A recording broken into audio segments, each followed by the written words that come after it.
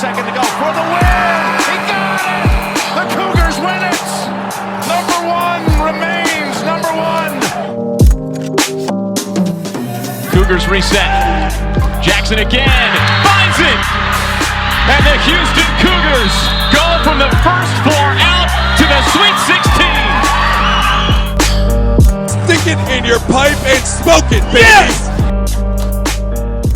Welcome to the Scott Holm Podcast. Back here, kind of in our regular Wednesday night spot with so much Houston Cougar stuff to talk about. We've got basketball. We're previewing a bat and ball sport. It is finally close enough to the spring sports season that we have a spring sport to talk about in the not too distant future. Got a little winter sports wrap up as well. Of course, we got some football talk here. All positive developments there as well. Dustin, I usually throw to you here. I saw you several days ago, even acting like we don't text each other, acting like our only communications this podcast and the few times we're in the same place in person. So, and acting like I also don't text Bobby, our other co-host who is here for the first time in a few weeks. Bobby, how are you doing, friend?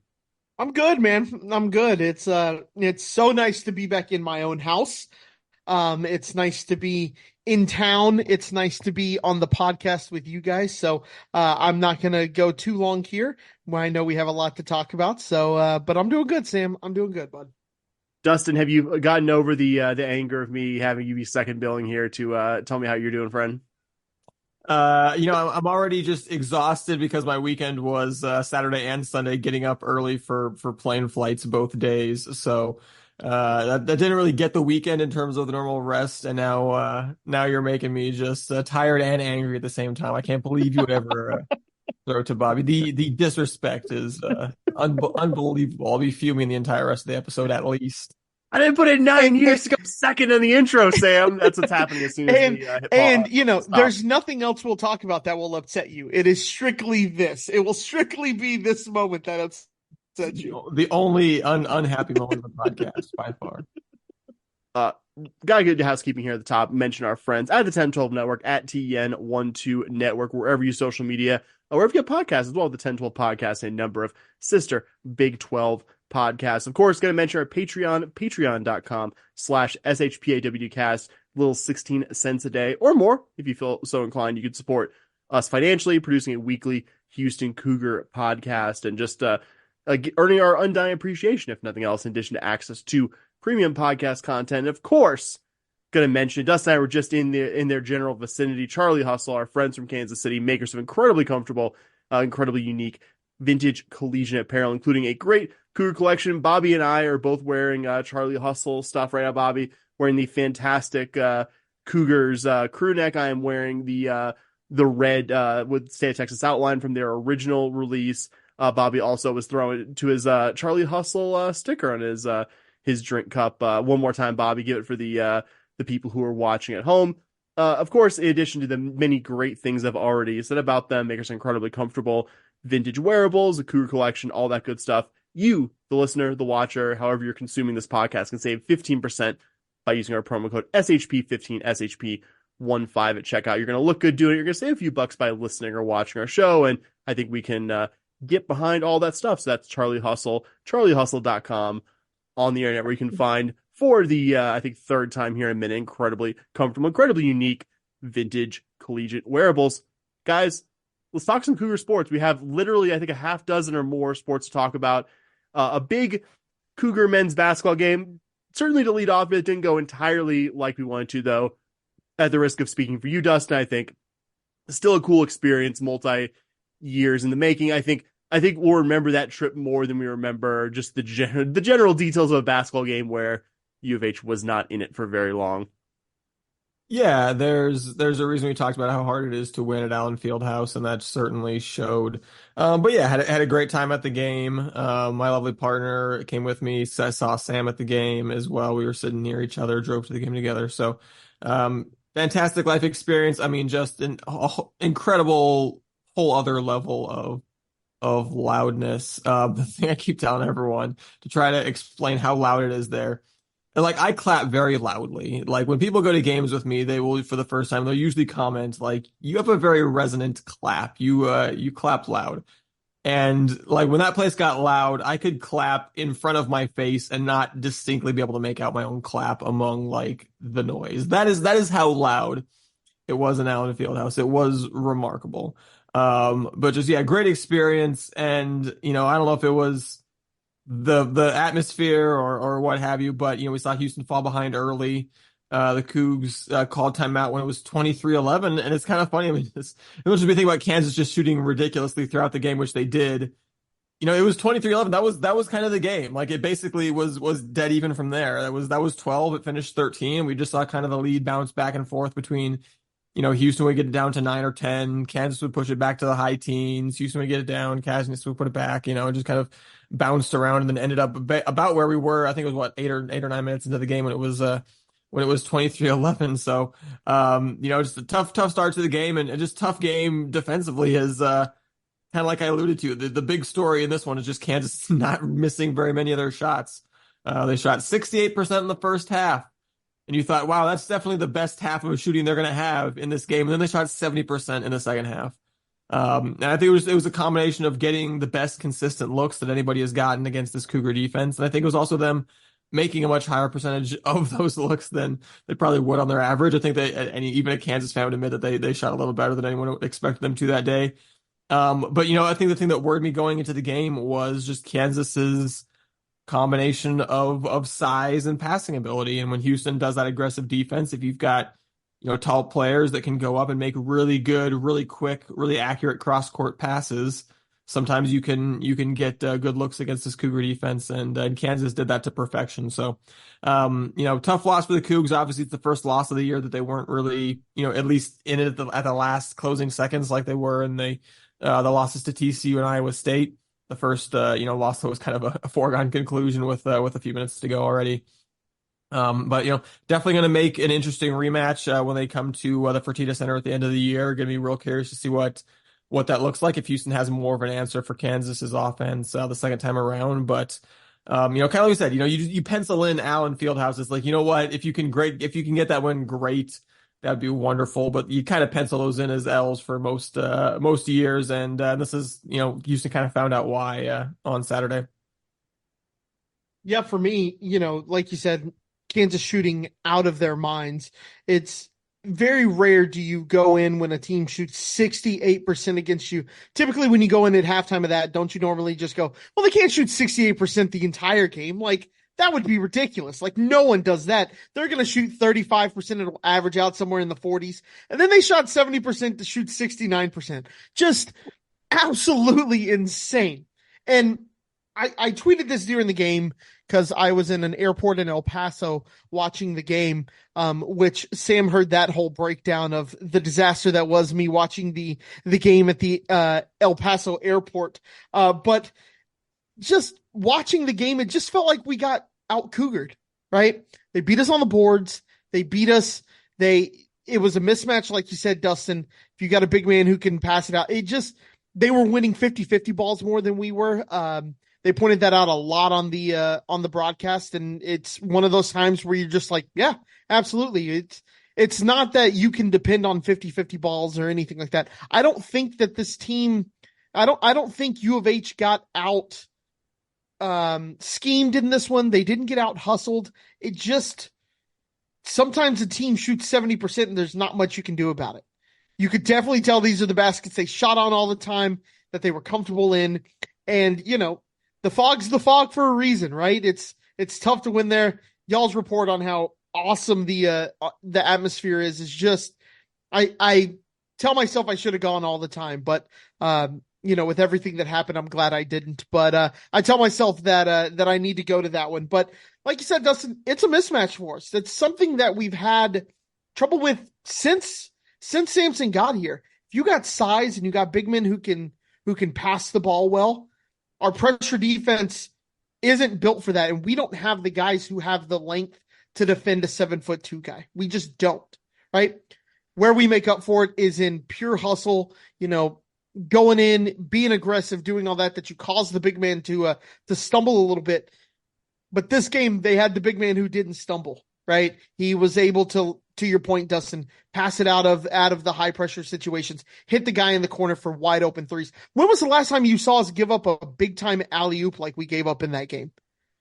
It doesn't happen very often because typically the pressure gets there. He's wide open on the backside. The lob was perfect. The dunk was great. And like there was no pressure even on the lobber or the guy finishing. So it was just one of those things where you're just watching it going, it's just not our day. It felt the same way last year in the tournament versus Miami, where they're making everything they throw up and you're just going, sometimes we can scheme all we want to. We can do everything we want to.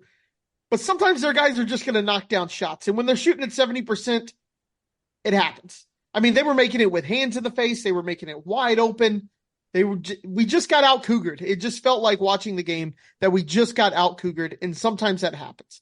We said going into the year that when you're traveling on the road in the Big 12, a B game isn't going to win you a game, especially if you're playing against a team that is playing their best basketball. Kansas played at an A+. The Cougs played at a C+. It resulted in a 13-point loss. Plain and simple. And this isn't to take anything away from Kansas like, oh, hey, we didn't play our best, so that's why they beat us. No. They kicked us in the teeth. They beat us. It happens.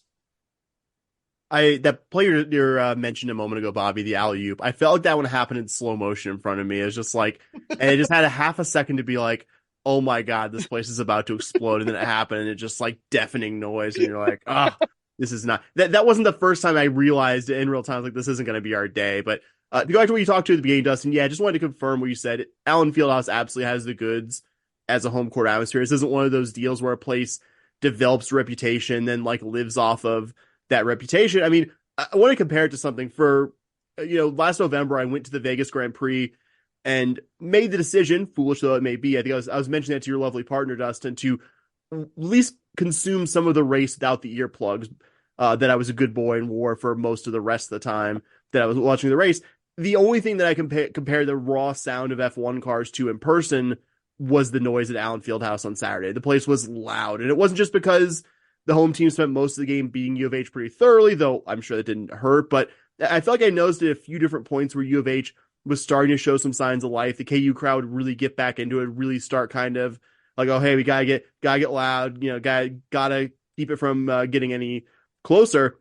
Like they knew the points at which they needed to get behind their team. So I can appreciate that and just honestly state that it was kind of awe-inspiring to be at that place, to see pictures on the wall of guys like Wilt Chamberlain, former coach Larry Brown, even though I frankly have no desire to not have a regular home venue without some creature comforts, which I think this place almost charmingly did not have creature comforts. Like you see the seats right behind the bench. So the seats that would probably, I wouldn't even say they cost thousands of dollars. They are, you have to know somebody or be very famous to be sitting. Like I told you, Bobby, Butch Harmon was sitting there. A number of former Kansas basketball players, Rob Riggle, randomly enough, was there in person.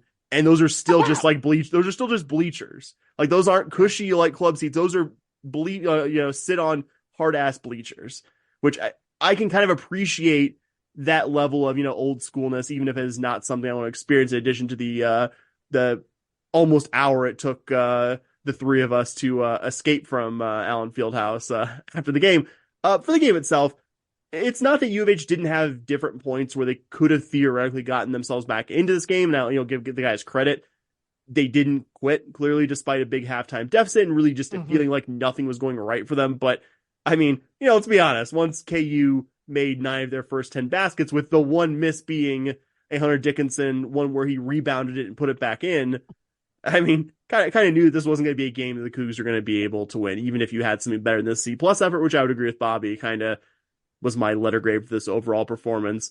As well, KU came out like a veteran top 10 team who was pissed off that they were the underdog at their home arena, where they notoriously never lose. And I think you could say about Kansas this season that they are a veteran, high-ceiling team who sometimes doesn't look entirely focused for 40 minutes, but unfortunately for us, I think they looked pretty laser-focused for nearly all 40 minutes on Saturday. Really, I thought it was masterful the way they challenged U of H inside with Dickinson early.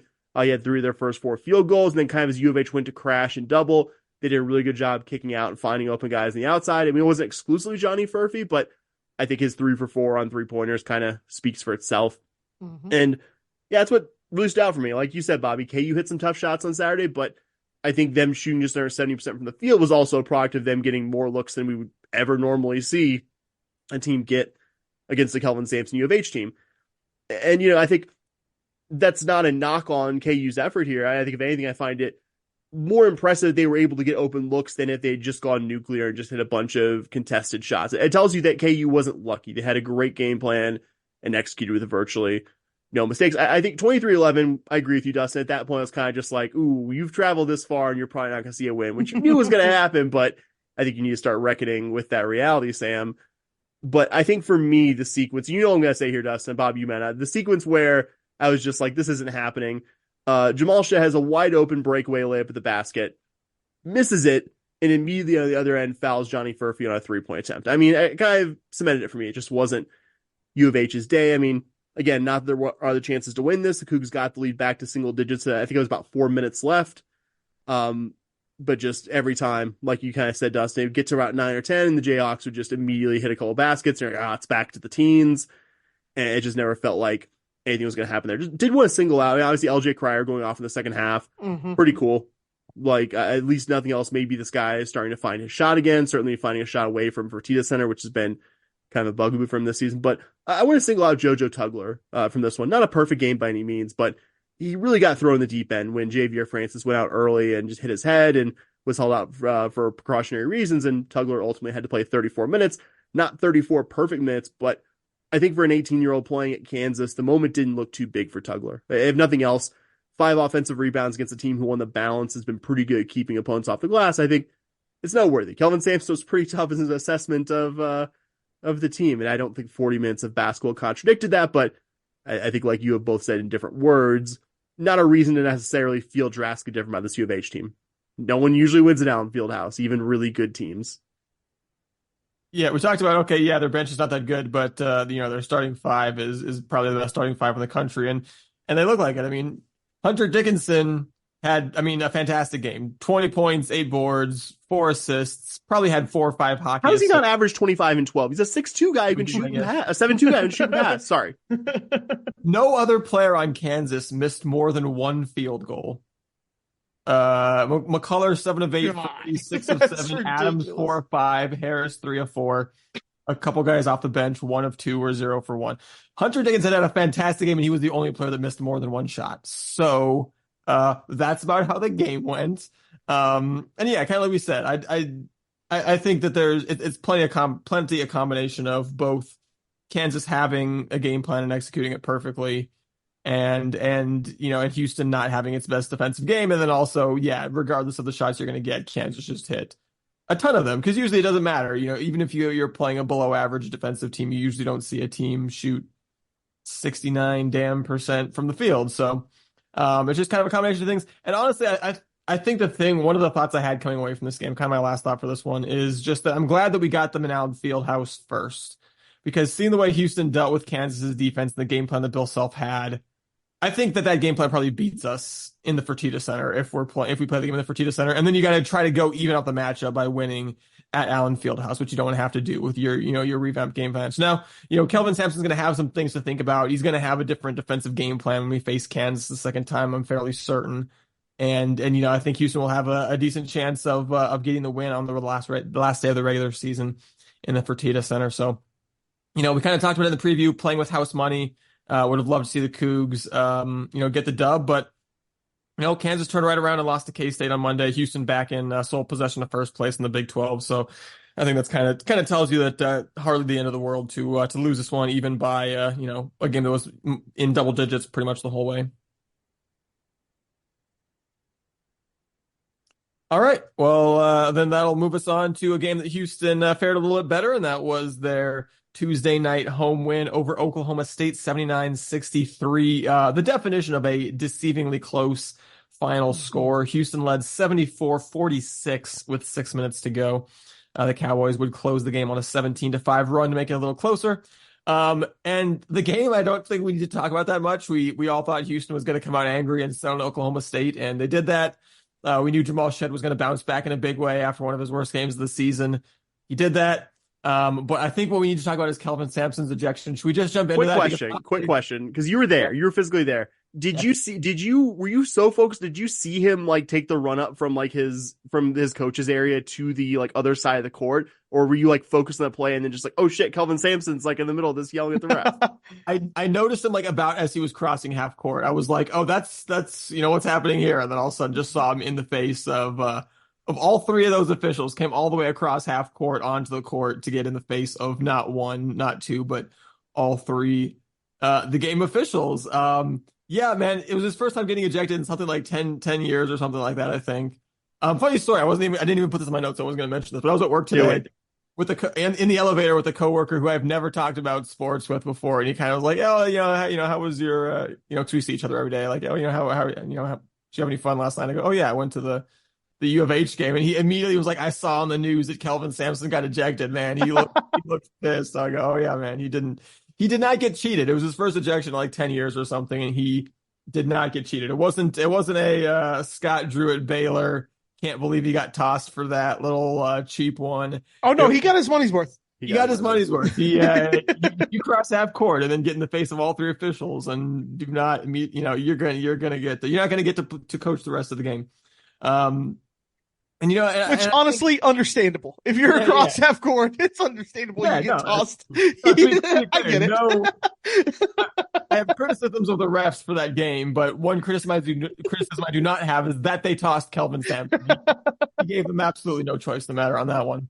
On the one hand, it was the call because it was that I don't remember which Oklahoma State big man it was, but just manhandling Jamal Shed, and I'm not getting called for that. But I think it was more than the one call, or even I think the one game. I think we saw a couple times at Kansas where Houston had some guys kind of get undercut, go up for the ball and kind of get undercut, their legs taken out, not called for a foul, nothing happened about it. We saw Oklahoma State had a couple of guys where Houston went up, kind of took their legs out, didn't get called for a foul, or just got called for common foul, as opposed to maybe taking that as the serious, injury causing play that it is. And I think Kelvin had enough when he saw that Oklahoma State it's about as bad of a missed call as you're going to have. I mean, it's just everyone in the arena is, for some reason, somehow but the three guys with the whistles around their necks saw the guy just absolutely manhandle Jamal Shed in a way that you're not allowed to do. So, I think it's about some of the dangerous potential injury causing plays that we've seen recently in Big 12 play. I think it could very well be probably about we've talked about it. There's a free throw disparity. Houston, gets called for the most fouls and I believe draws or concedes the most free throws and draws the second fewest free throws in Big 12 play. And some of that is fair. Some of that's the way Houston plays, but it's not like everyone else is defending us with kid gloves when they have the ball. So I think that it's a broad sense of maybe the way that things have been officiated in Big 12 play, and then that kind of coming to a head in the last couple of games, and that coming into an even further head with the just egregious missed call on the Oklahoma State big man. So I think it was just kind of layer on layer on layer that finally led to a guy who does not usually get tossed from games doing something that will get you tossed from games 100% of the time. So enjoyed it. I mean, enjoyed the Fertitta Center. I mean, it was a game that Houston was up 20. It was kind of waiting the game out until Kelvin Sampson made it interesting. So, I love it. I love that the crowd was 100% behind them and was letting the refs have it the rest of the game in a way that they usually do not do. So enjoyed that aspect of it. And definitely the most interesting game from what was otherwise Houston kind of comfortably handling probably the worst team in the conference the way that we knew that they would at home.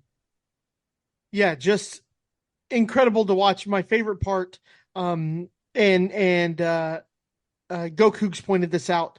Ryan over at Go Cougs pointed out some pictures of Emmanuel Sharp, but that was the first thing I noticed watching it. Like when I went back and rewatched it last night, I was showing my wife, and I was just like, you guys have to. I told her, I was like, you got to see Emmanuel Sharp because he's there, and he's standing there, and then all of a sudden you can see like out of his peripheral vision, he's like, wait, that's Coach. Like you see him like, wait a minute. Like you can tell he heard Sampson yelling, and he's like, all right, whatever, that's fine. No, he's here. Oh God. Like you can see it like in his body reaction. He just kind of turns like, oh, you're not supposed to be here. Why are you here? you're mad. Like, you can just see it all just kind of bubbling up. But yeah, I just want to say screw Seth Davis for like, oh, that really says something about Sampson kind of deal that he's tweeting last night. Like, oh God, whatever, Seth, you blowhard. He's sticking up for his players when his guy's getting just absolutely mauled underneath the basket. Like, you're right, Dustin. It's probably a complete lack of the calls that have happened all year, and with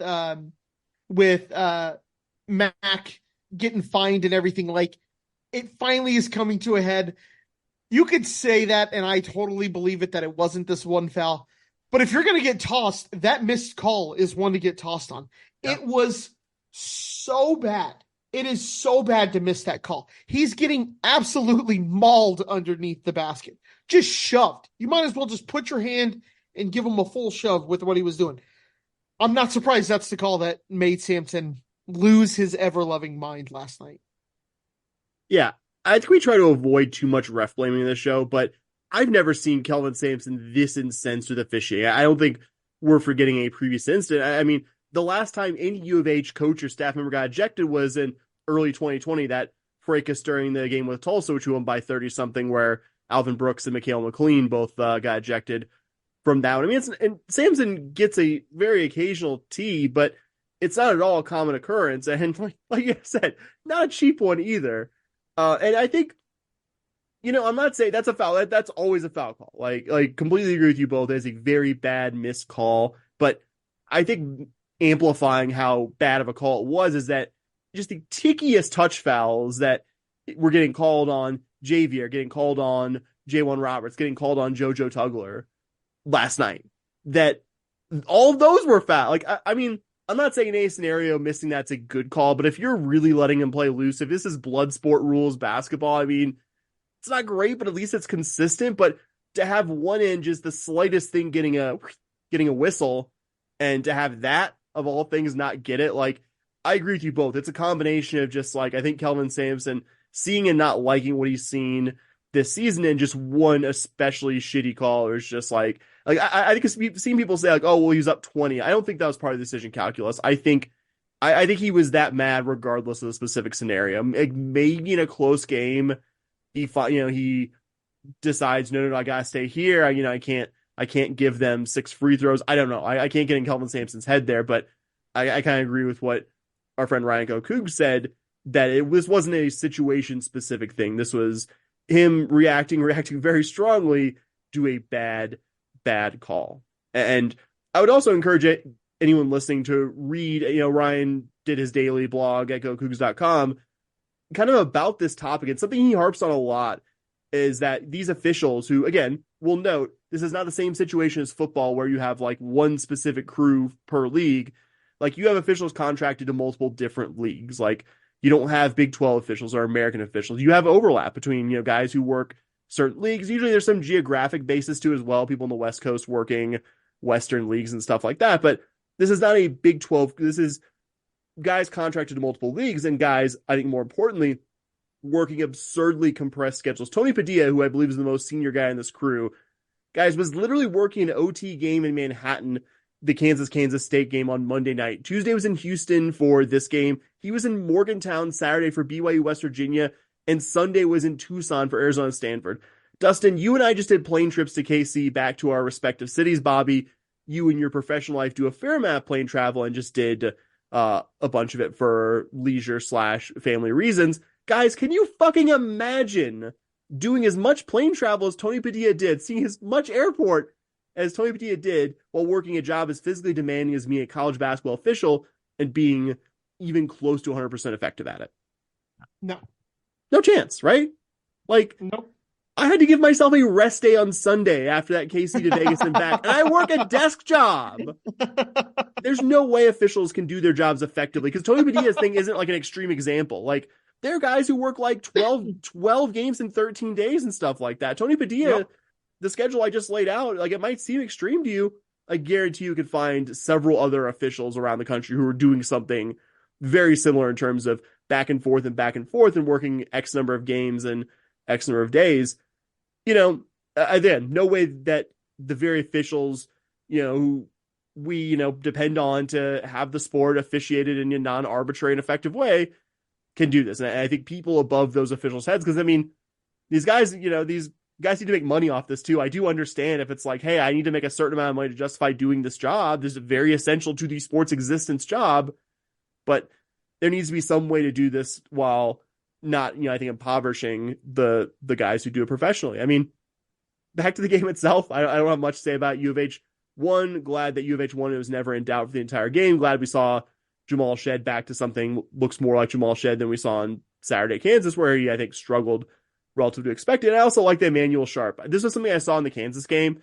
Like, Emmanuel Sharp did not shoot well against Kansas, but I liked how willing he was to take shots. He did not look tentative. He did not look like, overawed's the wrong word. It didn't look like he was overawed by the moment now, even if the shots maybe didn't fall at a rate that you would love. And I thought he asserted himself in this one and would like to see him continue asserting himself long term. But I mean, hard to have too many big takeaways from this one in terms of the on-court product. Yeah, despite a couple of kind of scary tumbles, as far as I can tell, everyone came out of this one healthy. So that's what you want when you're playing, when you're the one of the best couple teams in the conference. You're playing one of the worst couple teams in the conference at home. You just want a game that's not in doubt and a game that everyone walks away from in 100% shape. So I think we got that, and we're going to be happy with that. Even if I agree, I think this week not only the Houston game, but kind of we talked about the Baylor Iowa State game.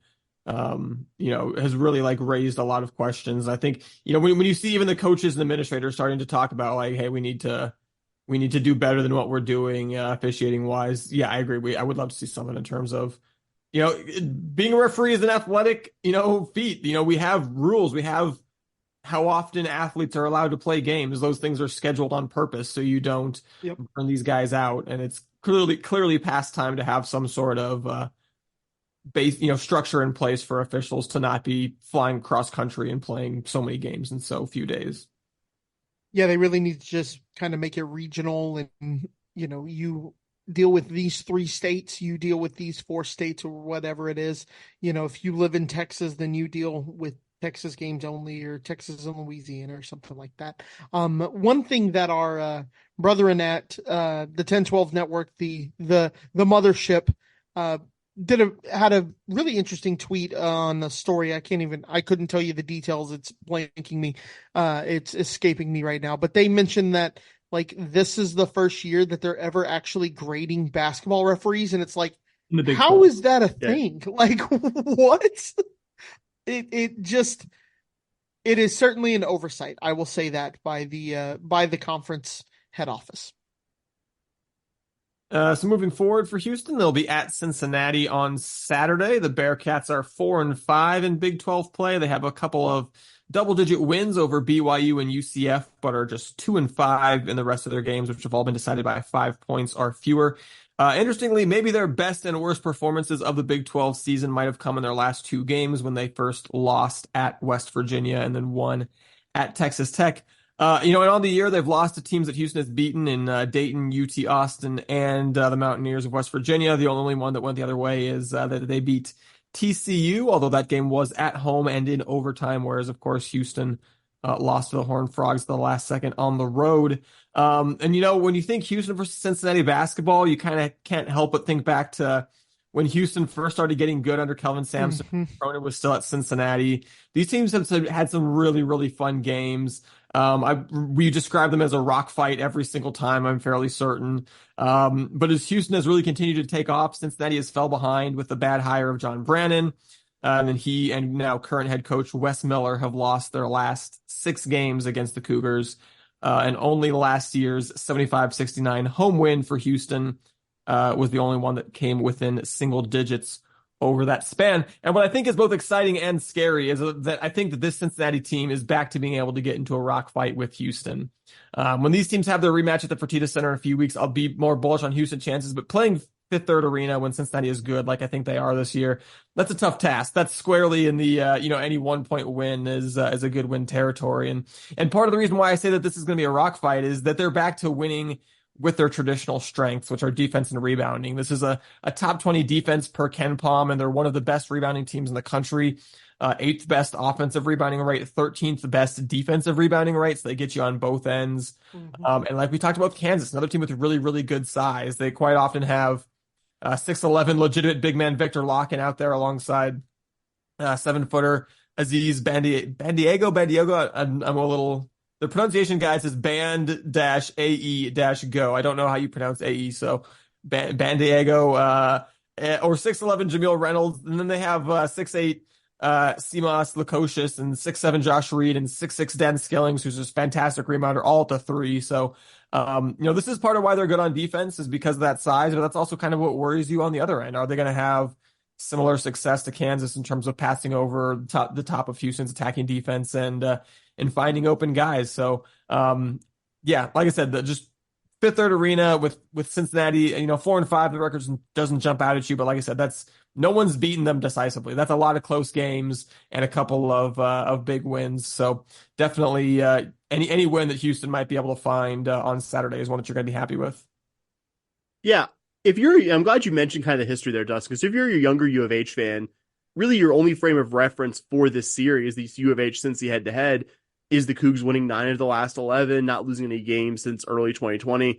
And I know for me, some of the wins against Cincy earlier in Sampson's time at U of H were some real markers this program was going in the right direction. U of H beating Cincy in the regular season finale of Sampson's second season for the program's first head-to-head win in 15 tries. And I looked this up, guys, 43 years against the Bearcats. At that time, it really felt like a moment that was big, that legitimized what Sampson was doing. 2 years later, at a packed H&B Arena, beating Cincy when they're number 5 for the program's first top 5 win in 20 years, basically punching U of H's first at-large ticket to the dance as we rush the court. Guys, you can't see it, but I literally have goosebumps on my arm talking about that. That's the last night I ever rushed the court, probably the last I ever will, just given, I think that's more of a young person's endeavor now. And, and in 2019, going up in person to watch U of H with the regular season AAC title on the line, in the final regular season game, run Cincy off their own floor and celebrate the program's first conference regular season title since 1992 in their locker room. I remember Corey Davis Jr. just not missing the final 10 minutes of that game, and a Deke Giroux breakaway dunk where I promise you could hear a pin drop in Fifth Third afterwards. A lot of big moments there. And I say all that to kind of set up the fact that I think Cincy right now is not perfect comparison, but I think where U of H was during that 2017-2018 season. It's not a perfect comparison again, but Cincy feels like a team that's in the midst of a breakout season and a much more difficult Cincy team than the one we've seen the last several years. Not a perfect team, but I think one whose road struggles and some close losses are the only thing keeping them right now from being fully on the right side of the bubble. A win against the Cougars on Saturday would go a long way towards that.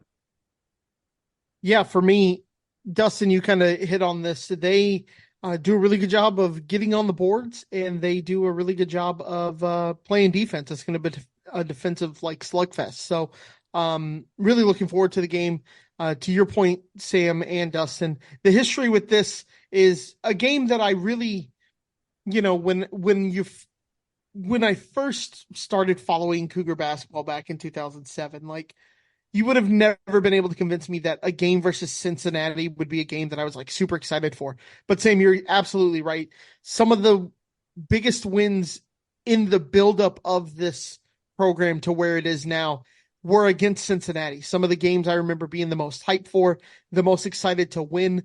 I remember some of my friends tweeted at one of their really famous alumni and got called out by one of their famous alumni. I think it was Dustin. Was what a great, I remember seeing that and just laughing that we had reached the point where we were excited to play Cincinnati, and we were, and it meant something to them too. I remember the first time it felt like it meant something to them too. It was like, wait a minute, they're the best team in this conference, and they're worried about playing us. Are we the best team in this conference? It was getting to their level and then surpassing them is truly that was the steps you needed to take was are you better than Cincy? Then we were, and then we have been for a few years now. And it's really cool. And playing them, it's weird going into the game now versus them. And you're just kind of we probably should win this one.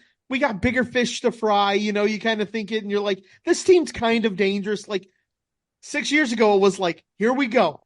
It's about to be a slugfest. Let's go. And to you guys' point, I think we're going to see that again this week, and hopefully we aren't for them what they were for us. That this isn't like their time to come in and beat us, and it's the thing that can help propel them to be a Final Four team kind of deal. And it's not the steps they need to take to get up higher. I hope we beat them, but I do see this game being a defensive slugfest that if you don't like watching points get scored, this may not be the game for you.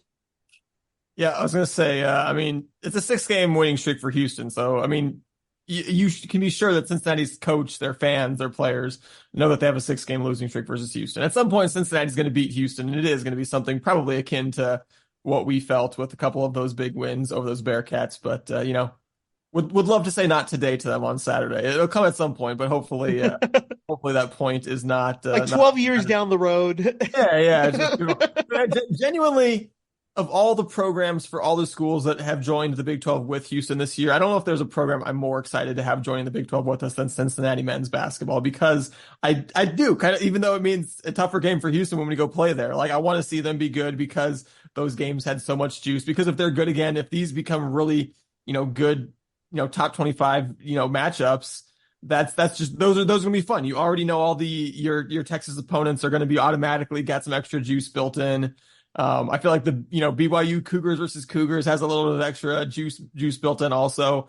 But then having a rivalry like I said, where you've got some major mile marker rivalry moments that have already happened over the last several years as conference mates, continuing that into the Big 12 is really exciting for me. But looking at this matchup in terms of things that I think you do like, things where you think Houston can do well. Cincinnati doesn't get to the line a lot, and they don't shoot well at the line, which is always a welcome sign for this program, obviously. And then they're kind of mediocre in in terms of both forcing turnovers and holding on to the ball on the offensive end. So like we talked about, I think Houston has to have a pretty good rebounding game just to kind of rebound them to a standstill, which isn't something that you say very often with the Kelvin Sampson team. But if the Cougs can maybe win points off turnovers by 10 or so, that would make me feel very happy and feel like Houston will have a much improved chance of picking up a big road win.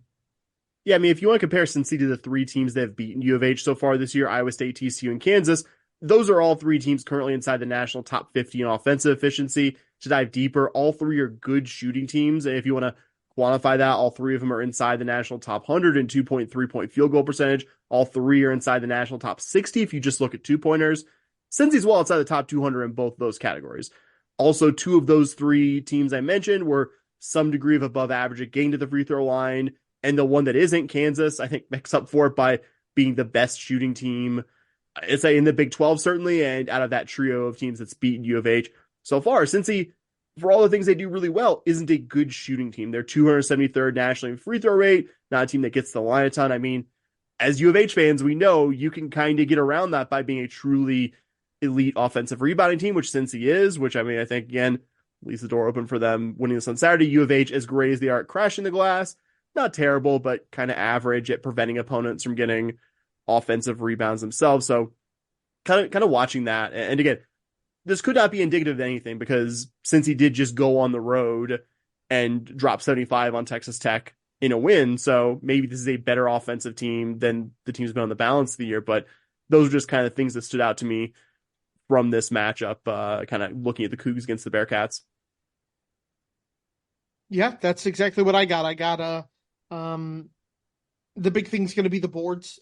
Cincinnati's 8th in offensive rebounds per game, so going to be interesting, and you got to keep them off the board. So real quick, guy, I could not get through the sentence typing this in my notes. Edgerrin James' son, Jizzle James, is also a guy to watch long term there. Probably gonna come off the bench in this one, but I would guess in a couple years with JoJo Tugler among the better seasoned Big 12 players.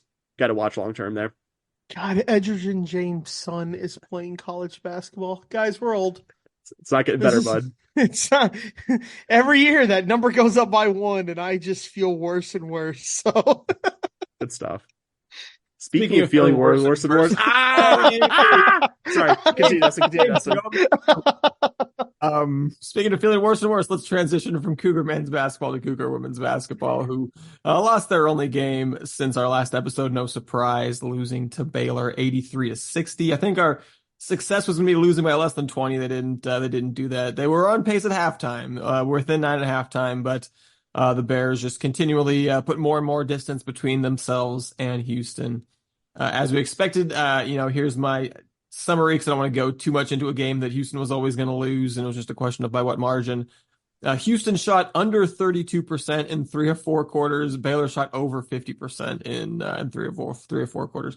Not too much to this one. It's just a good team decisively beating a not very good team. Yeah, I had. Did you guys know that U of H led at like 6 minutes left to go in the second quarter? Like we were up 1, and it did not go well after that. I have it written down here. We went cold. Baylor took the lead again, never looked back. It was only an 8-point game at the half, and then you lose by the margin that we did. Not great, fellas. Not great. You're not going to win any games. Letting the opponent, especially this team, shoot 56%. Somehow the Cougars forced 26 turnovers and only got 22 points off of it. Not to be like overly picky, but that doesn't seem great. I think I got to go back and look. I think we had 1 fast break point the entire game, which for the philosophy in which we play, where you want steals and you want to get out and run, 1 fast break point isn't going to do it for your team. So, again, like you said, Dustin, not a game you ever really thought you'd win, but you'd like to see a little bit better, especially only being down 8 at halftime. Yeah, I don't really know what new or different things I could say about this program. Baylor's a really good team. Back in early January when U of H played Baylor in Waco, we recapped that game. I believe it was a 29-point Cougar loss. I think I was pretty understanding. I mean, winning against a top 25 opponent at their building wasn't something we expected to happen with this team in the current season. I mean, heck, winning at your own building in the current season against the top tier of this conference, which I would say certainly includes this Baylor women's basketball program, wasn't something I was going to expect to happen this season. But I mean, other than the game being single digits at the half, you didn't really see this team compete or get that close to it against Baylor. I mean, just a couple weeks ago, guys, UCF went to Baylor's arena and competed, ultimately lost. But I think if you're in the position of being a new Big 12 program, a 3-point loss like UCF had at Baylor does still feel like something positive to build around. And simply haven't had anything like that happen to this team this season. I mean, and this game was so familiar. The Cougars played their opponent close in the first quarter. The offense fell off a cliff after the first, and your opponent shot well over 50% for most of this game. I mean, how many different games could I have said all that for and been generally correct? I mean, at least half the Big 12 games, guys, certainly all of the non-conference games we played anyone with a pulse against. I think it's kind of incredible to be plus 11 in points off turnovers and still lose by this much. Like, if you can't force any misses, I guess, outside those turnovers, and like Bobby said, you didn't do a great job converting them into points in the first place. I mean, the style can only do so much for you. I mean, again, big groundbreaking stuff here, but if you can't consistently put the ball in the basket against good opponents, then there's no easy pathway to victory here. I mean, I'm sorry for being so negative, but it just doesn't seem like we're seeing anything, even if you're kind of trying to squint and find the positives. So next up, Houston will be at Kansas on Thursday evening. The Jayhawks are 12-10 overall, 5-6 in Big 12 play. And stop me if this sounds familiar. They've been really tough at Allen Fieldhouse. They're 9-1 home on the year. Their only loss coming in their Big 12 opener to a really good West Virginia team. They have a nice non-conference win over Nebraska. They've beaten Baylor, Oklahoma State, and Iowa State at home in Big 12 play. 3 teams who very much look better than Houston on the year. So here's my fun facts for this one. It'll be a chance for Houston to reconnect with Yvette Mayberry, who they beat 4 times in 4 tries as a member of the Tulsa Golden Hurricane in the 2021 and 21-22 seasons. But like I said, with this game coming in Lawrence, 12-10 isn't a great overall record, but you look at their RPI in the top 50, you look at, or their net ranking rather in the top 50, you look at the way that they've done so well at home. And with Houston struggles to score against, kind of like we said, anyone with a pulse, it's hard to imagine this one going Houston's way or even being especially close, I think. Yeah, I might actually feel decent about this one if the game was at the Fertitta Center. The Jayhawks are 3-9 away from Lawrence, though worth noting they had 2 very close losses on Thanksgiving week to UConn, Virginia Tech. I think you mentioned at least one of those, Dustin. I think what stands out to me is the balance then. Believe it or not, I also have a Yvette Mayberry note because she is the only regular starter who's not scoring double digits, and she is just off at 9.8 points per game. Extremely balanced team, very good at getting to the line. I think something to watch is this U of H team has had some games this year where they've gotten foul prone, lost key players to fouling out or long-term foul trouble.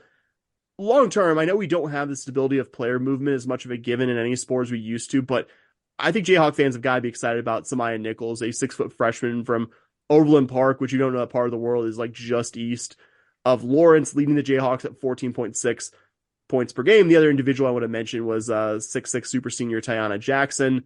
Again, this Cougar team has really struggled against high-level post players, and Jackson, I'm sure, won't be an easy or good time when these teams meet up. Yeah, the only note I had outside of everything you guys have said is Jackson's just a double-double machine. And to your point, Sam, we haven't done great against bigs who just average double-doubles. So could be a long game for the Cougs. I wouldn't be surprised if, you turn the game on and this game's a little bit closer than maybe we expect. But I also wouldn't be surprised if you turn this game on and we're getting just blown out. It doesn't feel like a game where I'm going to be surprised pretty much either way. It's going to be like, oh, look, we're keeping this one close. Or, of course, we're getting blown out. Like, I'm not going to be overly surprised if we keep it close. If this game is single digits the final margin, I will say something nice about this program in the next episode. That's my promise to you two and the listeners. I'll join you on that one. I'm the same way. If this is even a double digit loss, I will come back and say some nice things about single digit. God, I hope it's not a triple digit loss. Might set some records there. I say double digit? Yeah, yes. You said I'll say something nice even if it's a double digit. Yeah, and it's like, that's my standards are a little bit higher than that. I don't think we're going to lose by 100. I have enough faith in the team to not have to make predictions based off of that. All right, before we get into a couple of season previews, we're going to talk a little bit of off-season Cougar football. The Cougars got a big coaching piece of news today, and then also got a big-time recruit recently as well. We'll start with the coach. As we mentioned in our last episode, Houston was looking to hire a defensive line coach with the sudden surprising departure of Brian Early, and Joseph Duarte and others reporting this evening that the replacement is going to be Oscar Giles, who had most recently held the same job for Wyoming. Giles, interestingly, in his third stint at defensive line coach for Houston, both previous times he left Houston to go take the same job with the Longhorns. So we'll see if that happens a third time. But no, yeah, first held the job in 2003, 2004, way back in the day for the Cougars. Went to the Longhorns, then Louisiana Tech, then back to U of H, back to UT Austin, and then Wyoming the past 2 years. Got a little title bump after his first season in Laramie, which I think tells you that they were trying to prevent kind of exactly this sort of thing from happening, a bigger conference team from coming in and bringing him on. But yeah, I mean, I think it's a good hire, well-traveled veteran guy. This will be his 23rd season coaching D-line at the college level. Josh Criswell, someone we follow on Twitter from the Cron, knew him from his time having previously been on the Wyoming beat and had a lot of very high praise for him and for Houston for hiring him. So, Sam, I think you kind of said it best on Twitter. Would I ideally love to have Brian Early still? Yeah. Is this also a very solid hire, especially given the awkward timing of it? I think also yes. Yeah, I hire, not that I'm saying in theory we couldn't hire Wyoming's defensive line coach with the resources of his Big 12 program, but I don't know. I had my bar a bit lower considering how late in the cycle U of H was hiring to get the guy who was the defensive line coach while defensive line was a strength of this program. It wasn't like, oh, Oscar Giles is the coach of the defensive line while U of H was pretty good in 2015 and 16. Both of those seasons, the defensive line was a big part of why U of H was so good. Like a guy who I think has a pretty strong track record. His first stint with the Longhorns coached future pros like Brian Arakpo, Sam Acho, and Sergio Kindle as well. Just very veteran, very good at what he does, has experience recruiting and coaching in this part of the world, literally checks all the boxes. So yeah, I think really exciting hire there. Yeah. You guys have pretty much touched everything I would on it. As you said, Sam, kind of the late aspect of it made me think that let's see what we can kind of come away with, and pretty happy with what we got. Yeah, and then for the recruiting piece, Houston got a commitment and a signing from Jamarian Burnett, a four-star running back recruit from Alabama, had a laundry list of scholarship offers from SEC programs. So definitely a coup for Willie Fritz. And it's not even like he's coming here to Houston over those other schools because of like a guaranteed pathway to immediate playing time. Because I think that's kind of not the case with Houston already having the likes of Parker Jenkins, Stacey Sneed, Tony Mathis Jr. and Rashawn Sanford on the roster. So, Bobby, seeing Willie Fritz bring in someone this exciting, this late in the cycle, having not even been here for a full year, feels like a potentially good sign for what we might see for his first, full recruiting class for 2025. Yeah, gotta love getting a guy late who's this good, who I've said it before. If you've listened to any of our recruiting stuff, stars are great. I hope we get nothing but 5 stars, but I like to look at offer list, and I don't think you can get a much better offer list than the one that we are looking at right here. I mean, Auburn, Alabama, Arkansas, Florida State, Georgia. It's a who's list of SEC programs and ACC programs. So, really, really, really excited to get him here. And like you said, really tough to be.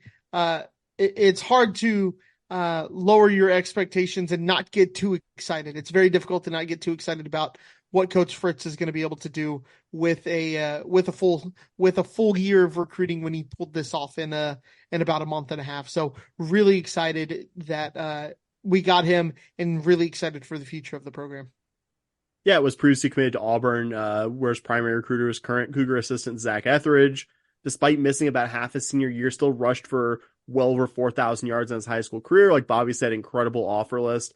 And joining a really exciting running back group, but not a group, like you said, Dustin, that's going to necessarily portend a lot of immediate playing time, which tells you he really buys into the staff's vision and buys into potentially being, a guy in 2 or 3 years competing as part of a really stacked running back group, and was hopefully a very successful running offense. And yeah, worth recognizing the job this new staff has done with the transition class, where I think your expectations are usually a lot lower, because this recruiting class in November was well under 10 high school guys, rated first in 30 group of 5 programs classes. And the head coach at the time was famously saying that the ship has sailed pretty much. I'm quoting him exactly on that with regards to class of 2024 recruiting. I mean, contrast that to now, you're inside the national top 100 or top 50, added 2 high school 4-star recruits who weren't in the class previously, Burnett and Jay Sean Ridgel, retained the majority of the previous staff's recruits, including the highest rated guy, Maurice Williams, and added a number of impact transfers in the portal.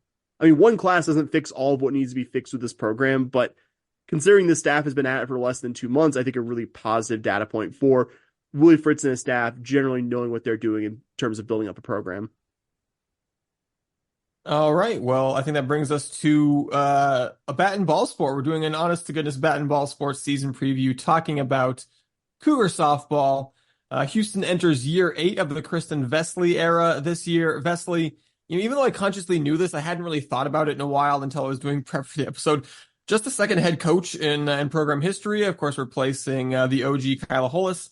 And to be fair to Vesley, before I talk about some of the program's recent struggles, Hollis is kind of a hard act to follow, both because she achieved remarkable feats at a program that didn't exist until, she started it in the year 2000 season. And then she also handed over a program that had been, cumulatively 1 game under 500 over its past 2 seasons.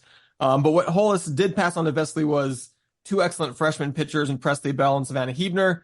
And Vesley did a fantastic job of developing them. The duo led Houston to regional appearances in 2018 and 2019. That 2019 in particular, led by Bell and Hebner, both having ERAs under 1.7, beat A&M and Sam Houston in the Austin Regional, and then gave the host Longhorns all they could handle before bowing out in the winner-take-all championship game. Just a really, really fun team to watch and follow that year. Unfortunately, that was the last time that Houston sniffed the NCAA postseason, because the 2020 team started out 16-7, had some good wins and some bad losses. Hard to say how that season would have turned out, but the 2021 team cratered, having the worst season in program history, going 17-33 overall. Houston did improve to 500 overall in 2022, but then that slipped back to 20-30 overall last year, including just a 7-10 mark in American Athletic Conference play. And to be fair to Houston, they played a tough schedule overall, and the AAC is a good softball league. They were, kind of quote unquote only 122 in the RPI, even with the kind of ugly record there. But that's That's a 3-year stretch where your best team by a comfortable margin was the one that went 500 overall and just under 500 in conference play. And oh yeah, also that 122 mark in the RPI is fully 51 spots worse than the next worst team in the conference that you're joining this year. So, and it's not hard to pinpoint the reason for Houston's struggles the last 3 to 4 years. I think in softball, you have to have at least 2 pitchers who are at least some level of good, and Vesely hasn't managed to put that together since that last season of Bell, Hebner, and Tristan Melanson in 2019. So, Vesely has gotten the occasional strong season from pitchers like, Rachel Hertenberger, Hannah Todd, Kenna Wilkie, but never the kind of all-conference season that can fully carry a team, and never a quality number 2 behind them to kind of win with depth. So that's the context in which Houston enters the Big 12. It's probably no surprise that Houston was picked to finish 10th out of 10 in the Big 12 preseason poll, given that stat that I just threw out there. And one of the things that we've talked about on the podcast is not wanting to finish in last place in any sport in the Big 12 this year.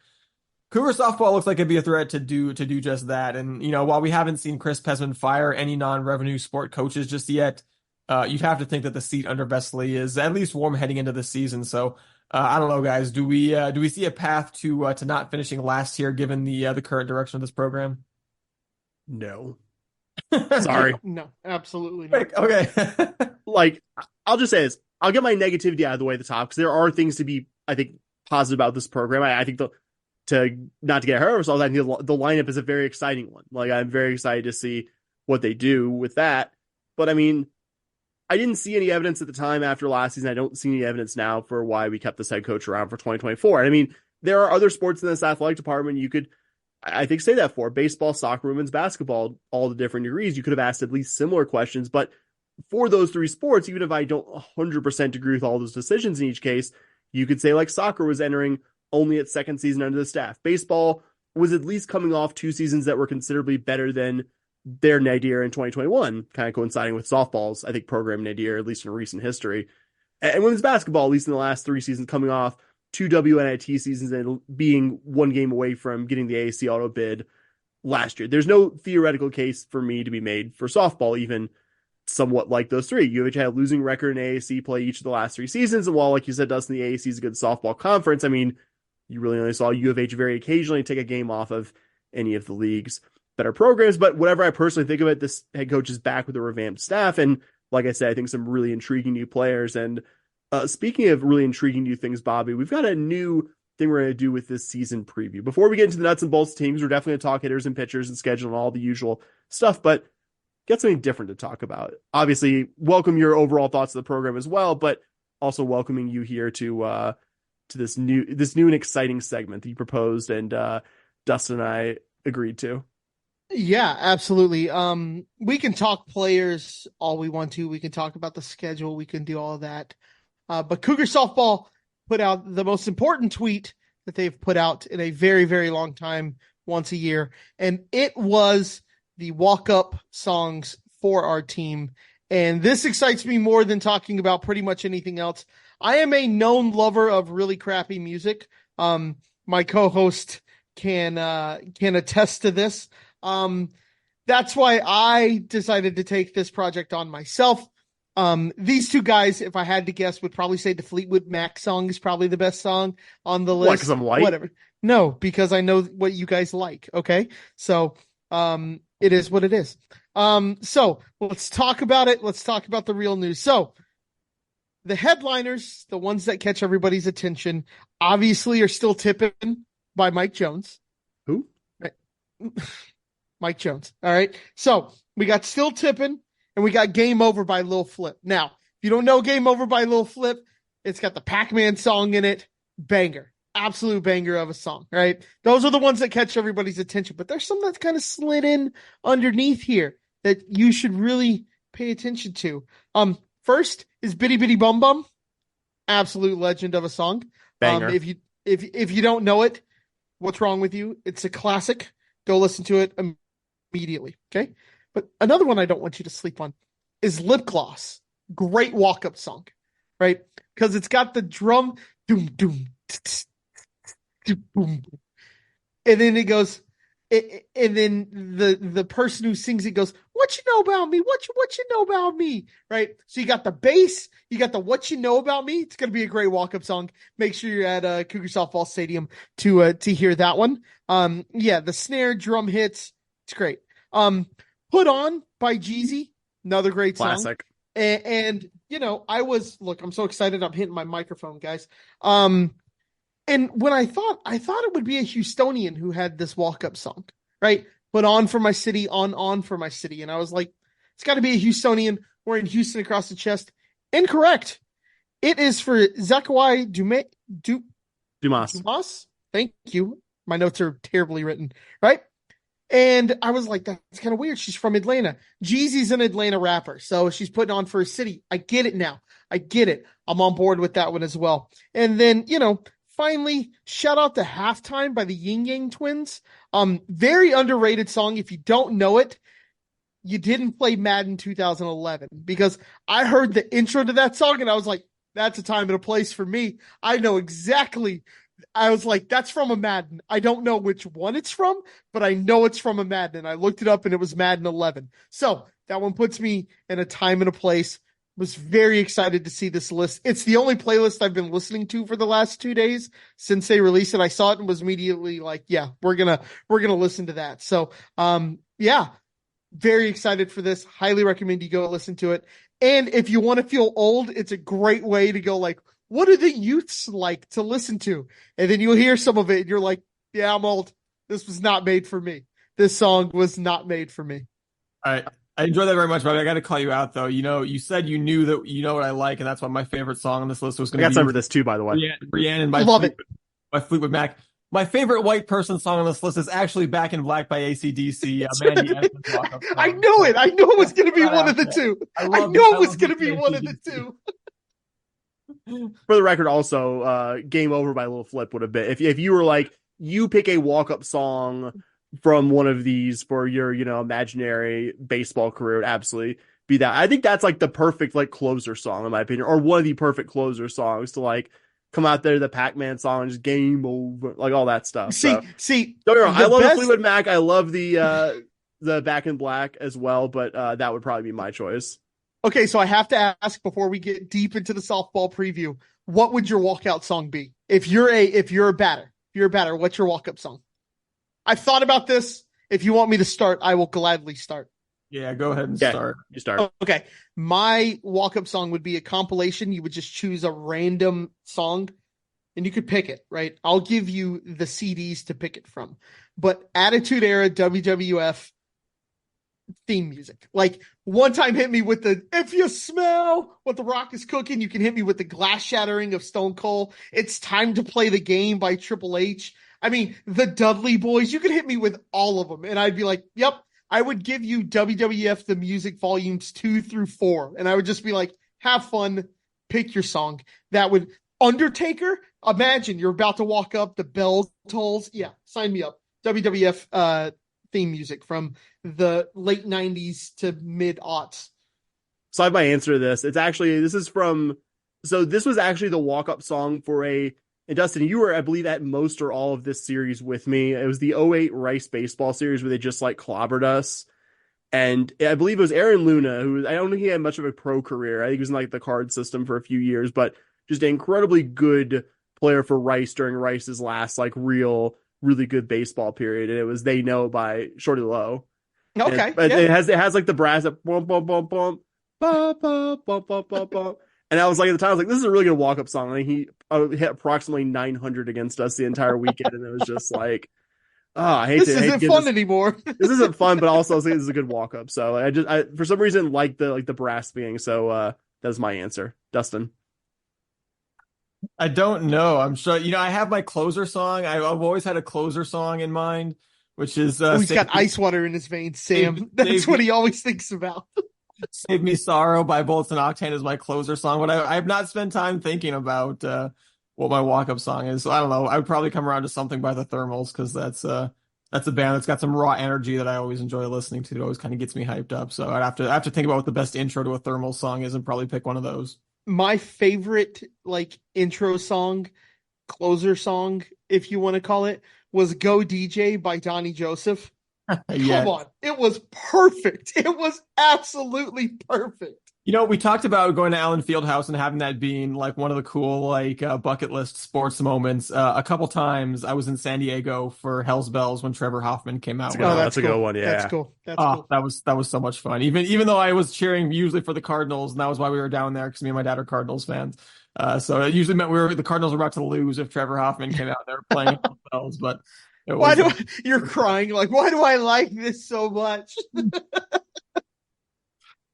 all right. All right, let's actually talk real bat and ball here. But I had to touch on this. Good question. It's a good question. That's what I bring to this podcast. You guys bring the X's and O's, and I bring the breakdown of the walk-up songs.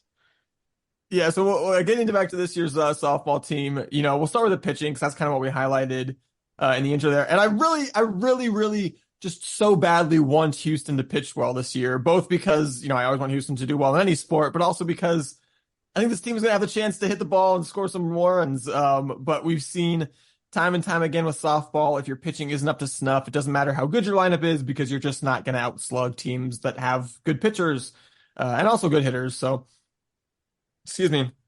After another frustrating pitching season last year, Houston has an entirely new pitching staff this year with 0 returning pitchers. All 4 of your pitchers on the roster coming in from the transfer portal. And I think the good news is that Shelby Smith is a huge addition via transfer. The Friendswood native comes home from Seton Hall for her final year of college eligibility after being named All Big East second team 2 years ago and All Big East first team this past year. As a nice bonus, in addition to being a very solid pitcher, quite a good hitter as well. So someone that Houston's going to rely on in a big way this year. Had a sub-3 ERA en route to being first team All Big East for Seton Hall this past season. The bad news is sometimes other pitchers are going to have to pitch besides Shelby Smith, and none of the other 3 pitchers on the roster have shown themselves to be Big 12 caliber. It's going to take a huge leap by somebody if Houston's going to have a quality second option and have a chance at surprising some people in the Big 12 this year. Nicole Badeau was a big time recruit at a full year, but only made one appearance in 2 years at Maryland. Paris Lehman and Tamaya Waiters both had a full season at the D1 level where they did pitch a good amount at Nicholls State and UT Arlington respectively, but neither put up numbers that would indicate that they should be transferring up to the Big 12. So, I mean, yeah, maybe best case scenario, Shelby Smith is everything that you think she is as advertised, and Badeau was just behind a lot of good pitchers in Maryland, and that high school pedigree actually pans out and looks like a legitimate number 2 option here. But it feels like you're hoping for a lot of best case scenarios to not avoid, or in order to avoid just another year like we've seen in the last 3 or 4 under Besley of this team just not pitching all that well. Yeah, I mean, this team needs pitching, like you said, Dustin. If we can, wow, that was definitely a noise I just made. This team's going to be able to hit. Just plain and simple. They were able to hit last year. We're going to be able to hit this year. We returned a lot of good bats. Where you win softball games is in the circle. You have to win games in the circle. If you can't, there's no way to slug yourself out of bad pitching in softball. It just doesn't happen. You can slug yourself out of bad pitching in baseball. You cannot do it in softball. You're going to score at most 4, maybe 5 a game. If your team is just absolutely slugging the ball unbelievably. And if you're giving up 4 or 5, it's really tough to win games. So the circle is where it's all going to depend this year with a whole new staff. Who knows? Like you said, some of the transfers kind of make you scratch your head and go, I don't really see the stats in previous stops, but I do see it with Shelby. Shelby looked good at Seton Hall. She performed really well. You look at her stats and can really get excited for those. But one can take you pretty far, but one isn't going to win you the conference or anything like that. You can rely on one, but we saw it back in the heyday of this program. Usually we had one stud pitcher, and then when you kind of reach a regional, you kind of need that second one, or you need somebody who can pitch the second day or game 2 or game 3 of a series. Despite softball pitchers being able to throw 1 million pitches back to back to back, they do still tire, especially here in Houston when you're playing in March in Houston, it gets hot and it just gets tough to play. Yeah, I wanted to illustrate something from last season. I mean, the last 2 seasons, you've had a couple of solid pitchers. I would say borderline all conference level, Kenna Wilkie and Hannah Todd. I don't think they met the ace criterion. I mean, look at last season. U of H didn't even have a passable pitcher on the roster besides Wilkie. Cougar pitchers not named Kenna Wilkie had an ERA of 6.27 last year, which would be a pretty poor number in like the context of baseball. I can tell you in a softball context, a 7-inning sport, a sport that's a bit lower scoring, more pitcher dominated. It's absolutely terrible. It would be 284th in the country out of 295 teams were it not for Kenna Wilkie bringing them up to 211th. I mean, I guess in that sense, it's good news that UH will have an entirely new pitching staff. I'm excited as you guys are about Shelby Smith. I think Shelby Smith's adding something also to a lineup we're going to be very, very excited about. You're going to hear a marked tone shift here in a second. And I think what excites me about Smith is the, I guess, less quantifiable sense competitor. Somebody who willed Seton Hall last year to a Big East championship and a regional, a player who's played in big games, combined for over 300 innings pitched in the last 2 seasons while also hitting. It's important if you're in a situation like the Cougs where you don't have a whole lot of other proven college pitchers on the roster, but like you guys have both said, you need more than one pitcher to even consider being anything other than what U of H has been the last few seasons, which is a not awful, but also not very good team. I mean, I guess for Nicole Bodu, if she was coming as a high school player, which she virtually is after one appearance last year for Maryland, and it was early enough in the season that maybe there was something health-wise there. Maybe she left the team mid-season. I don't know. Won't speculate beyond just saying those are theoretical possibilities there. As a high school prospect, very exciting. I think the equivalent of a high school baseball pitcher who could touch about high 90s. Yeah, I think they said she sits in the 70s there. That's really exciting, but also you're talking about a player with virtually no Division I experience, which is probably your best candidate for being the number 2 behind Smith, for being honest, just given that I don't think Lehman or Waiters really showed much to be super optimistic about being competitive against Big 12 hitters from their previous stops at much lower levels of college softball. So I think that's the biggest reason, guys, why this team is predicted 10th out of 10th in the Big 12 softball preseason poll. And I do realize that getting a proven pitcher from the portal, which the Cougs did get in Shelby Smith, but getting a second one isn't as easy as snapping your fingers and saying, I want a good pitcher from the portal. But I have a hard time understanding why this program was able to bring in so many obviously good hitters with Division I experience, which we're going to talk about here in a second, and couldn't get one more pitcher in addition to Smith with a bigger body for this level. I will not understand that at any point. Yeah, I mean, I think kind of like you touched on, a lot of it has to do with, just the demand for pitchers in the portal. And that's ideally why you have one passable pitcher on your roster. Because if you do that, then all of a sudden you add Shelby Smith in the portal, and all of a sudden you've got a really good pitching staff. But I think one thing that works in Houston's favor, we saw last year in the American, I think pretty much every weekend series that Houston played was like a doubleheader and then a single game, because AAC budgets being what they are, you don't want to pay to have, your softball team spend an extra night out of town that you don't have to. There are no doubleheaders in Big 12 play. It's all, Friday, Saturday, Sunday, or Thursday, Friday, Saturday games. So I think that means that we might well see Shelby Smith go most or all of the way on Friday, maybe sit out Saturday, and then go most or all the way on Sunday. So if you can get 2 games every weekend series out of Shelby Smith, because you can do that and not have to have her pitch in consecutive days, I think that is a way that Houston can maximize and maybe get a little bit further on one starter in Big 12 play than maybe they would have been able to in the AAC. And then pivoting to the lineup, kind of like we've touched on, there's a lot to like. In terms of returning players, you got to start with Tariah Coleman, someone that we were extremely excited about as a freshman from Oklahoma last year, and she massively exceeded even our very high expectations. Hit 397, got on base over half of the time, set a program record with a 503 on base percentage, led the team with 19 extra base hits for good measure. For a sophomore in her first full season as a starter at the college level, that's absolutely wild. I am just so excited to see what she can do this year. And then another infielder who came in as a transfer from a Red River school and met expectations and then some, Bree Cantu, also returns for her final season of college eligibility after hitting 350 with a team leading 9 home runs this last year. So, some other decent hitters on last year's team. Nobody else hit above 270. I don't think anybody else who returns can say that they have a starting spot locked up, totally. And that's largely because of how many good hitters came into the portal, guys. I'll pass it off here to not totally bogart the entire lineup, but I think the thing that we're so excited about is not just Cantu and Coleman and everybody else who returns. It's Cantu and Coleman and adding like multiple proven sticks via the portal, like we've been touching on.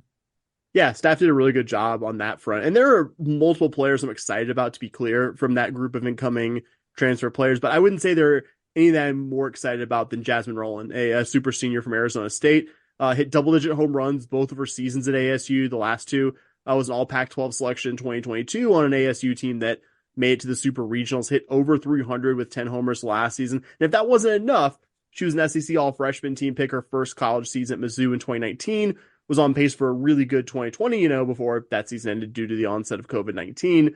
I mean, any player who can hit for average and power consistently in two high-level softball leagues, I mean, you got to be excited about that as an addition. Other transfer addition, I think make the case with Rowland for being on the same level as Lyer Butte from Tennessee.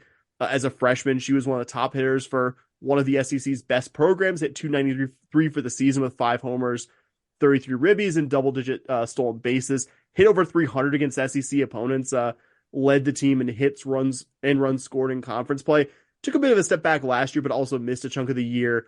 Hurt, played for a team that I believe went to the Women's College World Series. Still started 35 of the 37 games she appeared in, put up very respectable season numbers despite probably not playing anything close to 100% health. If we get anything close to the 2022 season, Lyer Butte, who's now had a couple seasons at the college level under her belt, then, I mean, the ceiling here, I think, is easily an all Big 12 level player. Also bringing in Kennedy Thomas from another super senior for a Pac-12 program, played for Cal the last 4 years. I expect her to start somewhere in the field. Started a good chunk of the last 4 seasons at Cal, including 16 of 17 year true freshman season, the 2020 COVID season. Hit 302 while being an almost every game starter 2 seasons ago. Saw a bit of a dip of her numbers last year, though. Started nearly every game for a team that went to the NCAAs. We'll also know a couple of players who come over from Michigan State with new assistant coach, really the hitting coach, Nadia Taylor, Zakai Dumas, and Mandy Essman. Dumas played the last 3 seasons at Michigan State, hit for some power, but didn't hit for anything close to good average her first 2 seasons. Started to finally put together the plate last year before suffering a season-ending injury. Essman was a every game starter as a freshman, led the Spartans in extra base hits, was 3rd on the team in batting average. And one other player that I wanted to mention, not a transfer, but one of the incoming freshmen, I've seen Michaela Anita mentioned in multiple previews as somebody who should be in the lineup day one as a designated player. Put up some absurd high school numbers. I mean, acknowledging any D1 softball recruit's going to put up crazy numbers, hitting over 600 her senior year in the Los Angeles area is pretty impressive. And again, with all the players coming back that you mentioned, Dustin, with all the transfers that I just talked about, don't have to convince me too hard. This will be a good hitting team, even with the step up of the competition that the Big 12 offers. Yeah, not too much to add on top of what you said, Sam. You took all my notes there, but no problem there. You did a great job. Yeah, to your point, this team's going to be able to hit. We've been saying that. It's just going to come down to what happens in the circle, but the lineup from 1 to 9 should excite you, should have you excited to go out to Cougar Softball Stadium and watch this team just hit. This team's going to be able to hit. It's going to be fun to watch. I highly encourage you to go out and just check these games out because you're going to see some exciting stuff happen from the Cougar bats and the Cougar lineup. You talked about Coleman and Cantu coming back. Sam, you mentioned the 5 D1 transfers that I think are all various levels of proven power conference hitters. Brooke Lorenzo and Janiyah Thomas came back. They were both decent hitters and solid fielders as sophomores last year. Some, a couple players you could certainly see returning to the lineup. And then you mentioned Nita, the freshman, and then we talked about Shelby Smith, who's a really good hitter. Like, if she's going to play DP, whether she's pitching or not. That's like 11 hitters that I would feel pretty confident about putting in a lineup for Houston. So, it's not even a question of do you have 9 to fill out a lineup. It's which 9 do you want to pencil into the lineup on any given night. And that's why I think this Houston team, you guys said no.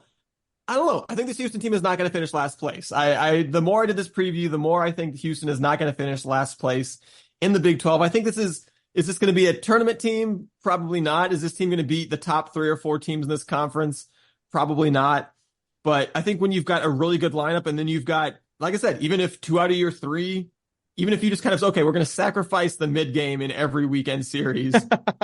if you've got Shelby Smith going your first and third game every series with that good of a lineup, you might win enough games to not finish in last place, especially if you can take some series wins over some of the other kind of bottom half of the Big 12 teams. So, yeah, I think on paper you have to vote Houston 10th out of 10. And I think the most likely outcome is Houston is good enough to surprise some people and pull some upsets when Shelby Smith is pitching, but the lack of depth probably means we still finish 8th or 9th. So I don't know if that qualifies as like being optimistic, but I guess if you get picked 10th out of 10, then even saying that 8th or 9th is a possibility, maybe qualifies as optimistic. So really curious to see how good this team looks, at least when Shelby Smith is pitching, even if, like I said, maybe you've got one game every weekend that you're just kind of yes. praying for rain or something. Yes, the 2023 Cougar baseball strategy. Yeah, I mean the good news is though that you can get further. You can get further in softball than you can in baseball. Yeah, absolutely. Because, you can very conceivably pitch your softball pitcher 2 games a weekend series. Yeah. Unfortunately, Robert Gasser or a couple of years ago or Eddie, we won 2 out of 3 almost every weekend last year. It seemed it was just like, all right, we'll win Friday, Saturday, and we'll drop Sunday. That's fine. I hope you're right, Dustin. To be clear, I hope you're right. I think you make a good case for it. That was just my gut reaction at the time. Funny, because I actually, in our 10-12 network softball preseason thing, I put us 9th.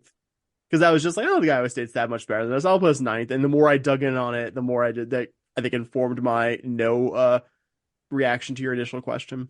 And I think for me, it's the unknown of the circle, right? Like, I get what you're saying with the bats, and Shelby Smith has looked good in everything she's at Seton Hall. She's performed really well at Seton Hall, but does that translate down here? Does it translate to the Big 12? Things like that. That it's not a lack of, I don't think this team is going to be good. I don't know if this team's going to be good because I don't know what their pitching looks like. Looking at the schedule for this Cougar team, it's not an overwhelmingly difficult non-conference schedule before they get into the meat grinder of the Big 12, but doesn't probably need to be for a team that needs to build some confidence. And there are certainly some good teams in the non-conference schedule. You have 2 games in Baton Rouge against LSU. They were a really solid team, finished 11th in the RPI last year. You've got a game at A&M, who was 26th in the RPI. Head home and away games versus McNeese, who was 31st. Also playing Boise out there in Baton Rouge, they were 56. You got a couple home games against Rutgers, who was 80th, and it's kind of some sneaky low hundreds RPI teams. So I think the kind of thing that scares me is you got like those, home game against Rutgers, some kind of those like teams in the 105 to 120 of the RPI that you go, okay, those are probably good enough to beat you, especially against your non-Shelby Smith pitchers, but you don't get a whole lot of credit for. But like I said, LSU, A&M, McNeese at least gives you some interesting tests here and there in your non-conference before you get into like what we said is going to be a pretty tough Big 12 slate. I just really like that we kept a lot of our local rivalries intact, right? The A&M game, like you mentioned, we're playing HCU, we're playing Sam. Those games are just kind of fun. They don't require huge travel. So Cougar fans can go out and support the Cougs in other places. I'm sure going to A&M would be a fun little day roadie. Sam's always fun to just do that quick little, what is it, like an hour drive? How many times have we done that? HCU, you can. I like playing these local teams and just having them come to our place or us going to there. I'd rather play them versus some random team from the Northeast or something like that. No disrespect. We have plenty of those this weekend. Yeah. No disrespect to Indiana State. In that in Rutgers, but yeah, I kind of like keeping it kind of local. You got UTSA on the schedule, just kind of fun, A&M Commerce, things like that, just kind of local, keep it in the state. I like that as a little benefit of the schedule. And then when as Houston gets into the Big 12 play, obviously anything about softball, you probably know Oklahoma is pretty good. They went 61-1 last year. By definition, if you only lose one game in a softball season, you won the national championship. So they won the national championship. Oklahoma State also went to the College World Series. The Longhorns finished 8th in the RP. It's a double elimination tournament. No, I get it. It's just really funny when you put it like that. You're like, actually, yeah, that makes sense. I was going to be like, and they won the national championship, but you really don't even have to say that. The Longhorns finished 8th in the RPI. Baylor's a top 25 team. Those are your projected top 4 again in the preseason poll. No surprise. I was telling my partner, who's a big OU fan, follows a softball team. I said I'm happy and I'm glad that we're not playing them at home. I'm happy and sad. I'm sad because I would love to be able to take you to those games because she would love to see some OU softball games in person. I'm happy because those are 3 losses, and if we're just going to write away 3 losses, let's write away 3 road losses instead of 3 home losses is all I'm shouting. So the fact that Houston gets then I believe it's 5 of their 8 theoretically maybe you could win at least one game series at home because it was 5 versus 4, and then one of your 4 road series was the Oklahoma. So getting Oklahoma State and the Longhorns at home, I don't know if those are winnable games actually or not. That might be 2 home series that you're going to go 0-6. Those are going to be pretty tough. Baylor away is certainly going to be real tough. But then, like we said, if you're going to not finish last, it's making hay against the bottom of the conference. UCF was the other tournament, the other NCAA tournament team last year. They were also picked 5th, no surprise in the preseason poll. Houston got swept in Orlando last year, but the year before that in Houston, they won 1 of 3, sent one of their 2 losses to extra innings, so we're real competitive in that one. The series does switch back to Houston last year. And then everybody else finished between 53rd and 71st in the RPI last year. That's Kansas, BYU, Texas Tech, Iowa State. Houston gets Kansas and Tech at home, BYU and Iowa State away. So, like I said, I think you've got some beatable teams in the conference, especially in the bottom half there. If you could give me Houston goes 2-10 versus in their 12 games versus the top 4 teams, I would probably jump across this table to take you up on that offer. But I think not too many of these teams are going to beat too many of those top 4. So can you win against the UCFs, the Kansases, the BYU, the Techs, the Iowa States? Those are your kind of winnable series. And that's going to determine whether Houston is able to still not finish last place in any Big 12 sports. Only thing I would add is really wish we got that Iowa State series in Houston. Yeah. Like I know you can't get all the good winnable series in Houston. That would have certainly colored my answer to your earlier question. Yeah.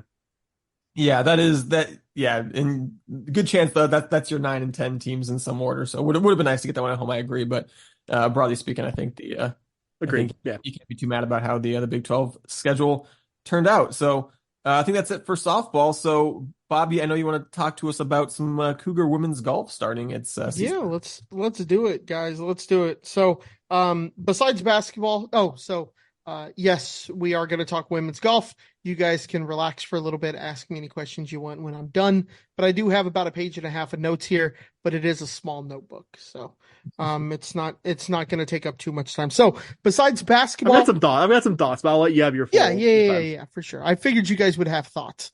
Besides basketball, though, I can't think of a program on a better trajectory that I am more excited for than our women's golf team. I know that may sound a little crazy to some people, but this women's golf team is going to be pretty good, and I'll kind of explain why. If you look at last year's results, they finished 4th in the AAC tournament. That doesn't make you go, why would you think that this team's going to be that good? And they still qualified for a regional, though. Now, to explain the team and kind of how it is, one of the reasons why I'm so excited is the top 5 players from last year all returned except for 1. You only lose 1 of your top 5 and you play 5 in a tournament. So you lose Annie Kim, who, when you go through her stats, great scoring average, exactly what you look for, could go incredibly low. In fact, at the regional, at one point, she was in like 4th place. So in that entire tournament, in that entire regional. So she could go low, but she would have some rounds where she would kind of blow up a little bit, which kind of hurt her scoring average. Just to reiterate, the 5 were Moas Venisgold, I think I said that right, Natalie St. Germain, Nicole Abelar, Annie Kim, and Alexis Saldana. You only lose, like I said, Annie Kim. Annie Kim was one of our top players, so just kind of be aware you are losing one of the top players from the team, a team that finished 4th. But you return everybody else, and it's very rare that you return everybody else. Now, replacing Annie Kim's not going to be easy, right? You're taking arguably your first or second best player off the team. You're going to expect to see a little bit of a setback from that. But I want you to watch out for freshman Malin Kim, who she won the Texas 6A title her senior year of high school. She also won there's a LPGA event here in Dallas in the Colony, and they sponsor a girls event. So non-professional. They have the LPGA tour event, and then they have a girls event, which is for high school kids, basically. She actually won that, got to go into the adult tournament. So if you win that, you qualify for the LPGA tournament. I got out there, missed the cut, which sounds really bad. She missed the cut by 2, which is really good. She was the highest ranked amateur in the tournament, and she beat some professionals that you've probably heard of. So, really, really good performance from her. She looked great in the fall series as well. So definitely look out for Maylin Kim. She's probably going to take that 5th spot. If I had to guess, she's probably going to be your 5th starter. But another one to look out for, who's kind of been overlooked by Maylin Kim, right? If you follow women's golf at all, Maylin Kim has kind of been the big signing. She's been playing a lot in the fall, has looked really good, has been very exciting. But Ellen Yates, remember that name, Ellen Yates. Ellen Yates has been she's a freshman for the Cougars. Like I said, a little bit overshadowed by Kim. Yet all she did this summer was go out and win the England amateur tournament, which is a big deal. It's a big deal if you win any amateur tournament, let alone an entire country's amateur tournament. Super, super great moment for her. Actually beat a Cougar alumnus in the tournament in the final. So that was kind of cool to see as well. Really, really good player. Someone to really look out for. Maylin Kim ranked a little bit higher on the world amateur standings, but I wouldn't be surprised if you see some starts from Ellen Yates. Maybe she gets a couple of starts in a tournament as an individual player. So you take those 5 scores, and then you can also bring an individual or two to just come out, kind of learn the tournament golf. It's a different brand of golf here in the States versus England. England's very well known for their link style courses, which may not mean a ton to a lot of people if you're not a golfer. There's not many trees on courses in England, and they are a little bit, but wind and the ground game plays a lot in English golf and Irish golf and all that kind of stuff. So the ground game plays a large role. Here in the States, we play more of an air game where you're flying it into the green. You want it to land and just kind of stop. Whereas over there, they're kind of hitting it and they want it to roll. You're kind of using the contours of the ground. So it's going to be a little bit different. Expect to see her in a couple of individual performances, and then we'll kind of see her maybe peek into a team late in the season. Also, so that's kind of what to look for with the team in terms of what to look out for. This is a legitimate top 25 contender. I think right now they're ranked like 27th or 28th. Definitely be on the lookout for this team. This team deserves your support like any other program that that U of H sponsors, let alone a top 25 team. And the 2 freshmen are going to make it very difficult for Coach Gum to decide who she's going to start as her 5th. It'll be interesting to watch. And I think this team they've already played in tournaments with Big 12 schools in the fall, and they did a good job of beating quite a few Big 12 schools, such as Oklahoma, things like that. So really look out for this team. And if you haven't been to a golf tournament, I highly recommend it.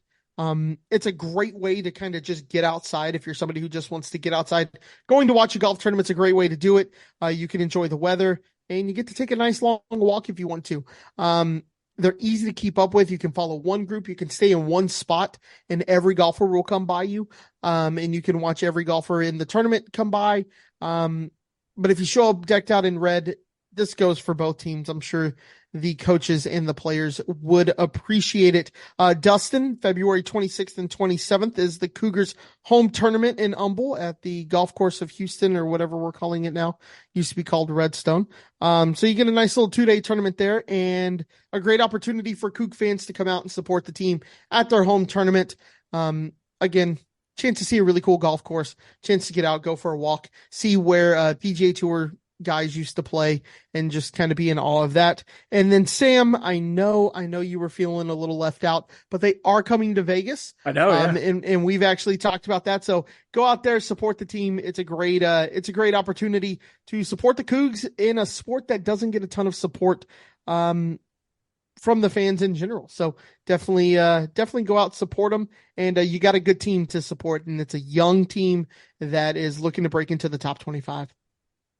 Yeah, you hit on, I think, a lot of the really important points here running long, so I won't extend our talk too much here, but you really want to have that sweet spot of most of your top contributors from the previous season back, which check, definitely the case with this team, but also enough incoming players to actually push those returnees, some combination of incoming freshmen. Transfers, wanted to mention also, even though I think I'd probably bill her behind all the golfers you mentioned by name. Hyunji Kong, who played the last 2 years at Hawaii, was a 2-time All Big West selection for the Rainbow Wahinis there. Her scoring average would put her right behind last year's star freshman trio, Nicole Abelar, but I expect she'll push for a regular spot / do what you said, compete individually at some events. And yeah, like first week of March, Bobby, they're playing, not to dox myself, but playing quite close to where I live in Vegas, although God, you could probably get most of the Vegas metro in a 10-15 minute drive, so it doesn't really narrow down where I live, I guess, that much. But yeah, I'm excited. I will definitely be taking one, and if I can swing it both days of, I believe the event's called The Show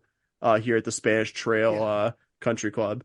And because like you said, very exciting program. What'd you say? I think if you can swing it because it's golf. Unintentional, but yeah. All right, guys, that's it for the Scott Holman podcast. Those of you who have been listening, you are the best. But no, yeah, a team worth, I echo everything Bobby said, not just Bobby a golf guy, but a team worth being excited about, one of the best in this athletic department, an extremely young team. Like, there's a good chance that 4 of your 5 tournament regulars are going to be sophomores or freshmen, which I think is a really exciting prospect when the team's already borderline top 25, like you said. Yeah, kind of like we're talking about with the softball lineup. It's a good problem to have when you have too many players that look good enough that you got to whittle it down to figure out who your starters are. And it seems like women's golf very much going to have that good problem to have. Yep. All right, so we're going to jump real quick as possible through the 3 other sports that are in season we haven't talked about. We're going to take one sport each. I'll start with track, which competed at the Charlie Thomas Invitational in College Station this past weekend. A lot to like from the event. I thought really encouraging performances by Houston pole vaulter Christian Sampy broke his own program record. In that event, he cleared 18 feet, 2.5 inches, which puts him, not only breaks his own program record, but also makes him number 5 in the country so far this year. We also got to see Sean Maswanganyi in classic form in the 200 meters. He had a new personal best of 20.64 seconds. That is number 9 nationally at the moment. And then the women's 4x4 relay of Amon Babineau, Sydney Townsend, Kellyanne Beckford, and Michaela Mouton tied the program record exactly to the 100th of the second with a time of 3 minutes, 32.28 seconds. Tied a record that I believe was 18 years old. That is the 10th best time in the country so far this year. And then on the men's side in the 60 hurdles, Devion Wilson won the event with a time of 7.72 seconds. That was 1/100th behind his best time of the year, which currently has him ranked number 14th. And then we saw Grant Levesque, personal best of 7.81 in prelims in that same event. That moves him all the way up to number 7 in the school record book. Not quite threatening to qualify nationals good just yet, but still remarkable for someone who is a multi-event athlete. And then finally, one last shout out I wanted to throw out there in the men's weight throw. Ethan Marshall had a toss of 65 feet, 2.5 inches. That was good for both second place in the event and second place in Houston's all-time program record book as well. So a lot of program records, a lot of like top 3 or 5 performances in program history, and a lot of nationally relevant events. And I think the Cougars looking like they're going to have, several athletes potentially qualifying for indoor nationals if they're able to keep heading in the direction that they are heading. So next up, Houston will be hosting the Howie Ryan Invitational this coming weekend. They also do have on the schedule, looks like they might be sending a couple of athletes to some other events across the country as well. So, but probably mostly staying home for the Howie Ryan Invitational. So we'll see how that goes, because this is going to be Houston's second to last week of the indoor regular season, with Big 12 championships waiting after that. And next up, I believe we've got swimming and diving losing to SMU, Bobby. Unfortunately, that is the way that I get to set you up here. Perfect. It's so easy to talk about that. No, like you said, lost to SMU 125.5 to 114.5. Cougars actually won 6 of the 13 events. You don't really pick that up when you lose, that you win half the events. But kind of going through the scores, one of the things I noticed, going through the individual events is that the Cougars did the top wasn't as good, so we weren't winning. We won 6 of the 13 events, but SMU was doing more of a higher level, winning first and second, and then we take third, fourth, or we would win stacking one. the podium, basically. Yeah. So that is kind of what hurt us more than anything. Is it seems our depth was better, like we were deeper, but our top wasn't quite to the top level of SMU. Cindy Nethercutt got second place in the 500 and took the win in the 1,000-yard freestyle, which is just a ridiculous amount of swimming. Just 1,000 yards. That's 10 football fields. She did it in 10:24. That is insanity. You're going through the times and you're just like 1,000. You're just like 1,000 yards. Yeah, of course you did that. And then you actually think about it and you're like, no, thank you. That is so much swimming. Then you got Audrey McKinnon, first place in the 200-yard breaststroke. And so overall, next event is the Big 12 Championships. Overall, team looks like it's, I'm not the biggest swimming and diving expert quite like I am on golf, and I'm trying to learn it like you guys did year 1, year 2 of the SH podcast. But it's going to be interesting watching the Big 12 Championships. I don't know if this team is going to necessarily win. Losing to SMU would indicate probably not. Would indicate probably not. But it'll still be they wear Houston across their chest, so we're going to watch them, support them, and hope for the best. Yeah. Quick shot, Chase Ferris, Big 12 Diver of the Week for, I think I'm not sure how many times, but not for the first time this year. No, for sure. So segueing, last but not least, Cougar tennis was back in action this past week. Cougs off their season opening win at home against Ooh La La, lost a tight one on the road in Denton. To North Texas, Cougs got into an early hole after losing the doubles point, got swept by UNT in those matches. Sonia Kovalenko and Sophie Skoten did take their match to a tiebreaker, but unfortunately neither of the two doubles matches were that close. Loris LaShawn and Sophie Skoten won their singles matches decisively. Cougar freshman Nina Skoric also won her first spring collegiate singles match as well with a 3-set win over UNT's Marina Adati, but unfortunately the Cougs dropped the deciding match. With the score tied at 3, was ultimately a 3-set loss by Maria Jemashkevich to UNT's Stefani Naformi. Don't want to go too crazy about a match decided by that tight of a margin. We'll just note from scanning their schedule that UNT seems to have gotten to play a bit more than U of H in the early part of this season. That probably at least contributed, but also UNT wasn't that great of a team last year. Like, they were the general profile team that U of H was generally beating, even on the road, so concerns me a bit that this was a loss. Kind of adding to the concern that started from that home opener against Ooh La La being as close as it was. Cougs will be back in action at home 2 times this coming weekend, hosting non-conference opponents UTRGV and Louisiana Tech on Friday and Saturday, respectively. UTRGV has lost their one head-to-head against a Division I team. They lost this season opener 6-1 to A&M Corpus. U of H should probably beat them pretty handily. Louisiana Tech, on the other hand, is going to be a tougher opponent. They were 20-6 last season. They're 2-2 in the current season against D1 opponents, but did respectably in both those losses to Tulsa, one of the more consistently good American programs, in LSU. One to specifically single out Tech's top singles player, Olga Bienzobas, she was 2023, she was all-conference selection in both singles and doubles, who won her singles match against the top 60 ranked LSU player when those two teams played, and took Tulsa's top singles player, Maria Bandera, to 3 sets and a tiebreaker in what was ultimately a very close losing effort. So if the Cougars are able to get that head-to-head, might wipe away some of the concern I had from the loss at UNT. All right, we're almost 2 hours into this, guy, so I think we're going to speed run the outro here. Thank you to our patrons. If you're not already one, give us money, patreon.com/shpodcast. Rate us 5 stars in your app of choice. Email us, shpodcast@gmail.com. Tweet at us at shpodcast. Blue Sky is open. You don't even need an invite code anymore at podcast.bsky.social. That's it. If you made it this far, you're awesome. And as always, go Cougs. Go Cougs. Vamos los Cougs. Go Cougs. Go Cougs. All right. Go Cougs. Let's go.